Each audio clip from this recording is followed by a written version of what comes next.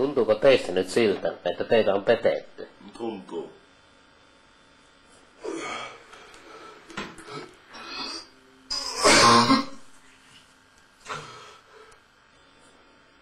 Ja te lähditte hakemaan oikeutta? Niin, lähdin.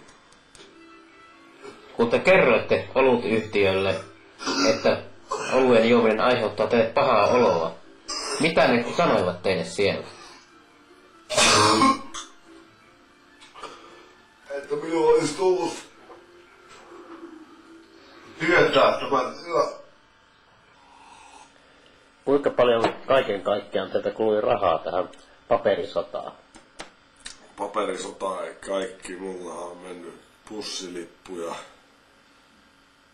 ja sitten muita kuluvia juoksevia kustannuksia, niin tämän koko prosessin takia niin yli 50 markalla. Tämä siis maksoi teille 50 markkaa. Yli 50 markkaa. Ja maksoitte sen omasta pussista? Omasta pussista ei sitä muista. Haitteko korvausta valtiolta Kyllä kustannuksiin? Kyllä. Mutta ette sitä saaneet? Ei, minulle sanottiin, että korvausta ei tule. Perustelivatko ne millään tavalla tätä päätöstä? Eivät millään tavalla. Lukeeko olutpullo kyljessä, että se aiheuttaa pahoinvointia? Ei lue.